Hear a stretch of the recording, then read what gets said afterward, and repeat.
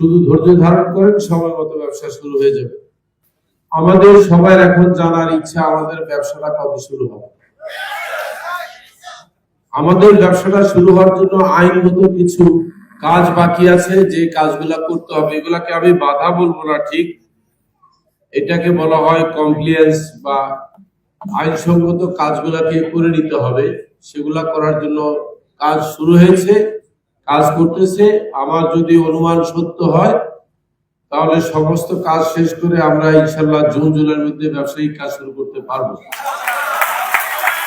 এবং এই ব্যাপারে আমি বর্তমান যে পর্ষদ আছে, মহামান্য হাইকোর্ট থেকে যে পরিচালনা পর্ষদ দিয়েছে, তাদেরকেও আমি সহযোগিতা করতেছি পরোক্ষভাবে। যাই হোক, তারাও আন্তরিক ব্যবসা শুরু করার জন্য এবং ব্যবসাটাকে সম্পূর্ণ আধুনিকভাবে শুরু করার চিন্তা ভাবনা করেছি। গতকালকেও আমরা অনেক লম্বা মিটিং করেছি ব্যবসা শুরু করার এই উদ্দেশ্যে। তাই ব্যবসা শুরু হচ্ছে, এই ব্যাপারে আপনারা আর অস্থির হবেন না, অধৈর্য হবেন না, শুধু ধৈর্য ধারণ করেন, সময় মতো ব্যবসা শুরু হয়ে যাবে।